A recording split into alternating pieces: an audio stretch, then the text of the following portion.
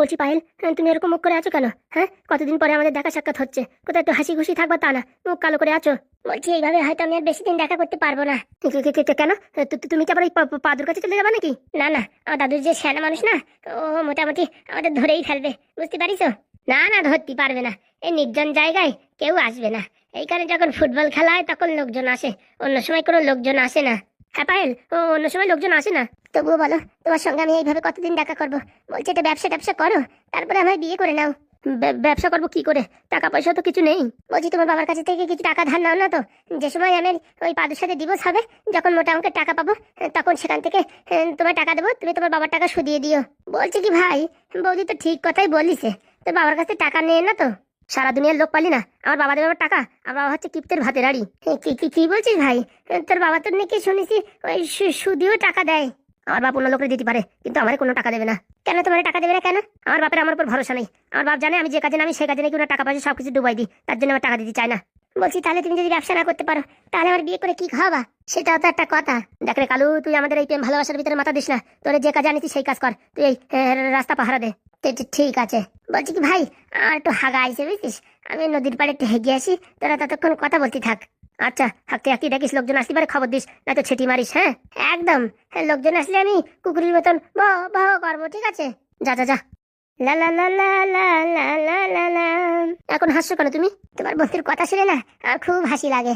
হ্যাঁ তুমি এমনি হাসো, আর এদিকে আমার জীবন পুরো কয়লা হয়ে যাক। আরে বাবা, আমি কখন বললাম কয়লা হয়ে যাক? আমি বলছি ছোটখাটো একটা কাজ করো, মোটামুটি সংসার যাতে চালানো যায় সেরকম টাকা ইনকাম করো। রেগুলার ওই 400-500 টাকা ইনকাম করলেও হবে। 400-500 টাকা ডেলি ইনকাম করলে মাসে কত হয়? 15,000 টাকা। ভালো ভালো ইঞ্জিনিয়ারিং ছেলে পাশ করে এখন ওই লেবারের কাজ করেও 15,000 টাকা ইনকাম করতে পারছে না কেন? তোমরা মেয়ে হয়ে জন্মগ্রহণ করেছো, তোমরা কি বুঝবা? বাড়ি বসে খালি খুন্তি নাড়াবা, তাছাড়া তো দেখবা না বাইরে কাজ বাজ নাই। কি কাজ করবো? কোনো কাজ নাই। 2 দিন কাজ করি, 3 দিনের দিন কাজ নাই, বুঝতে পারিস? আসলে তো তুমি কোনদিন কাজেই যাওনি। দেখো পাইলে ওরকম হাসাহাসি করো না, আমি একটু কাজের কুড়ে, তাই বলে কি আমি কি কাজ করতে পারি না নাকি? তাহলে ওইসব কাজের কুড়ে আমি ছেড়ে দিয়ে এখন ভালো করে কাজ করো, আর পয়সা ইনকাম করো, আর আমার বিয়ে করে সুখী সংসার করো। ঠিক আছে, আমি চেষ্টা করছি।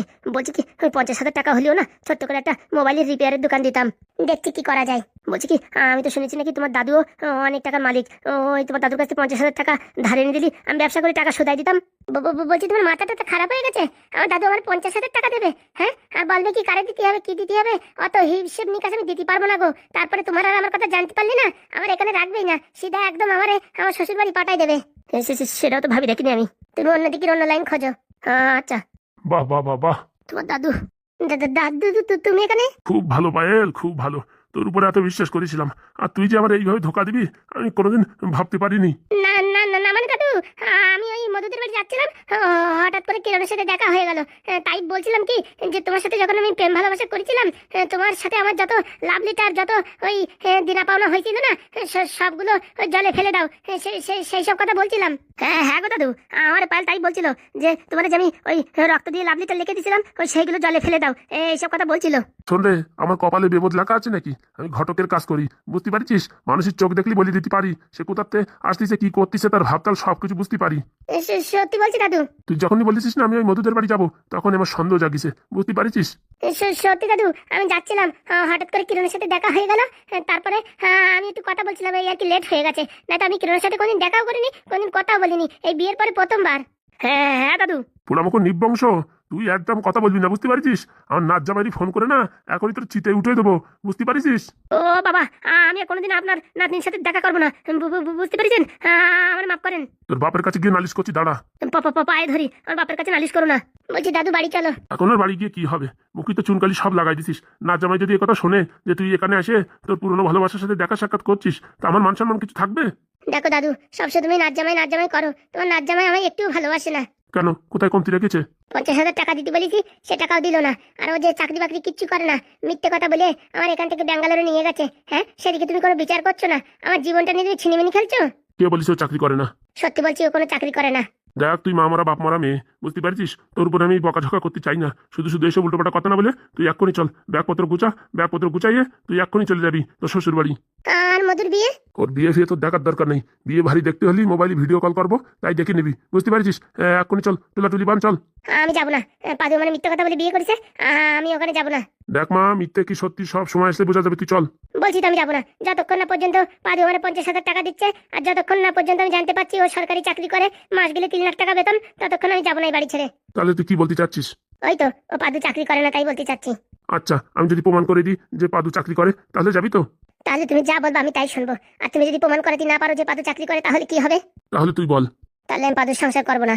এ কোনো কথা হলো? ঠিক মতন জায়গায় ঘা দিয়েছে। তুমি যা বলিছো আমি তাই শুনবো, আর আমি যা বলেছি তুমি তাই শুনবা।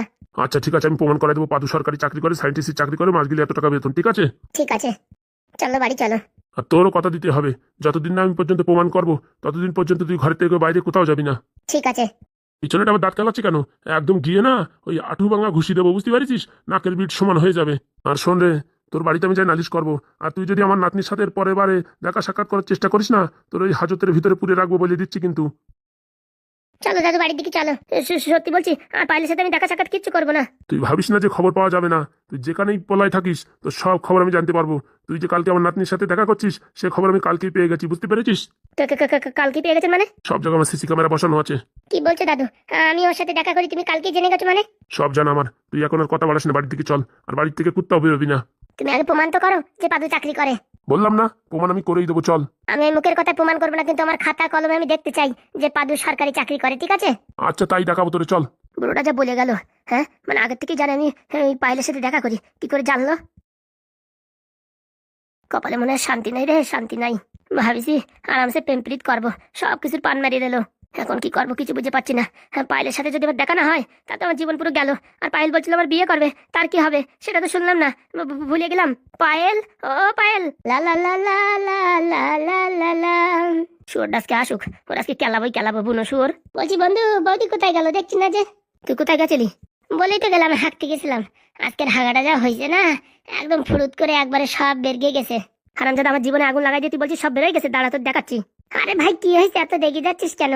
তোর বৌদির দাদু মানে আমার দাদু শ্বশুর আইছিল, এসে তার নাতনি নিয়ে টেনে নিয়ে চলে গেল। কি কি কি কি বলছো? বৌদির নিয়ে চলে গেছে?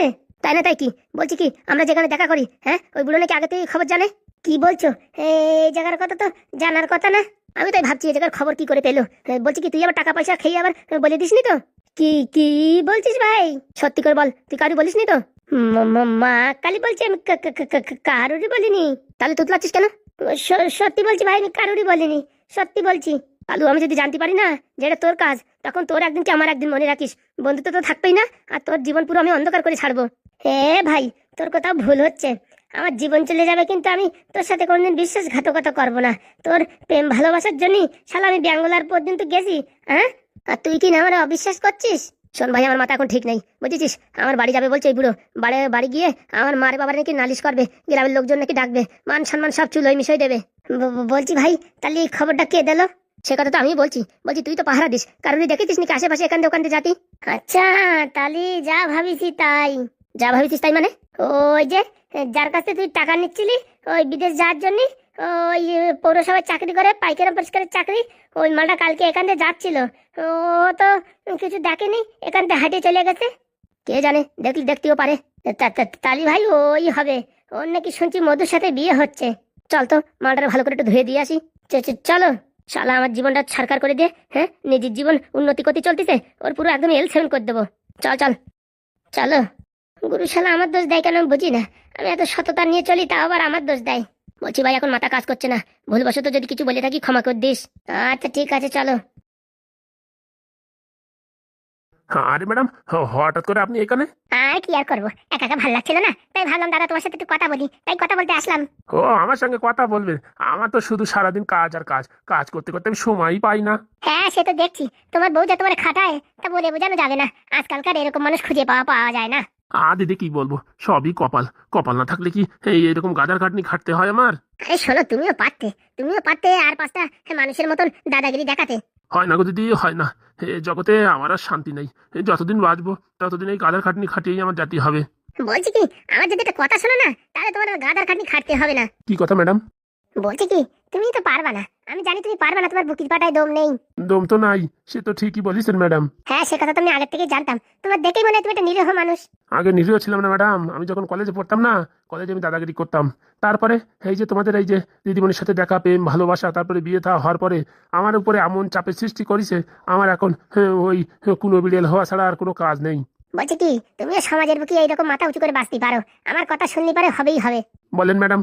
আমি এক জ্যোতিষী জানি, সে নাকি তাবিজ কবজ দেয়। সেই তাবিজ জানিয়ে যদি তোমার বৌরি তুমি বাঁধতে দিতে পারো, তাহলে তোমার বৌরি তুমি যা বলবা তাই শুনবে। ম্যাডাম বলছি, বাঘের গলায় যদি ঘন্টা বাঁধা যায়, তাহলে বাঘ গ্রামে আসার আগে লোকজন জানিয়ে ফেলাবে, কিন্তু বাঘের গলায় ঘন্টাটা বাঁধবে কে? মানে ঠিক বুঝলাম না। ওই যে বললেন আমার বউটা একটা তাবিজ পরাবো, সে তাবিজ পরাতে গেলেই তো আমার পুরো একদম কেস পুরো খাল্লাস করে দেবে। আরে বাবা, রাতের অন্ধকার যখন ঘুমাই থাকবে তখন হাতে তাবিজটা বেঁধে দেবা, বাস সকালে তুমি যা বলবা তাই শুনবে, দেখো তোমার বউ। না ম্যাডাম, ওই রিক্স আমি নিতে পারবো না, অন্য কোনো কল থাকতে পারে বলেন।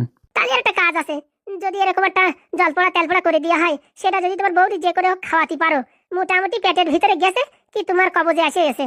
না না, এটা করা ঠিক হবে না। বউ আমার ভালোবাসুক আর না বাসুক, আমি তো ভালোবাসি, কিন্তু আমি এই ভালোবাসার উপরে এইরকম ভাবে কলঙ্কহীন কাজ করতে পারবো না। দেখো, সেটা তোমার ইচ্ছা। না ম্যাডাম, আমার এসবের দরকার নেই, যেরকম আছি ভালোই আছি। আর কদিনই বা এই পৃথিবীর বুকে থাকবো, চুল দাড়ি সব সাদা হয়ে গেছে। এখন যে কদিন আছি একটু রান্নাবান্না করে কাজকর্ম করে মানুষজনের একটু উপকার করে দিয়ে যাই, তার থেকে বেশি কিছু আর আশা করি না। এখন আমার সব আশা ছাড়া। ভালোর জন্য বলেছিলাম, শুনলি ভালো হতো, না শুনলি সারা রাত এরকম গাদার খাটনি খাটো। তোমার মনে হয় না তুমি রাজার মতন থাকবা, তোমার বউ রান্না বাড়ি করে দেবে, ঠ্যাঙের উপর ঠ্যাং তুলে খাবা, হাত পাও টিপে দেবে, আর তুমি যা বলবা তাই শুনবে, এরকম তুমি চাও না? আসলে সত্যি কথা বলতে কি ম্যাডাম, ওইসব এখন আমার আর হবে না। আমার কাজ করতে করতে এখন যদি আমি কাজ না করি না, আমার শরীর কেমন বাতে টানিয়ে নিয়ে আসবে, বুঝতে পারিছেন? এর জন্য আমি এরকমই ভালো আছি। ও তোমারে বলা না বলা সমান, বুঝতে পারিস? তোমারে ভাবিছিলাম একটু মানুষের মতন মানুষ করে দিয়ে যাবো, যে কদিন তোমাদের ওই থাকবো, তা দেখলাম তোমার দ্বারা কাজ হবে না। আসলে নারকেল বেগম ম্যাডাম যা করে ভালোই করে, কারণ কি আপনার মতন ন্যাঙা মানুষ এই পৃথিবীর বুকে প্রথম দেখলাম। ও যা বলেন বলেন ম্যাডাম, ওইসব বলি এখন লাভ নেই। আমার এখন রাত্রে রান্না বাকি আছে, এই সব কিছু কাটাফাটা করতেই হবে। ভালো কথা বললাম, শুনলে শোনেন, না শুনলে না শোনেন। আপনি বরং এখানে থাকেন, আমি দেখি রান্নাঘরের দিক যাই।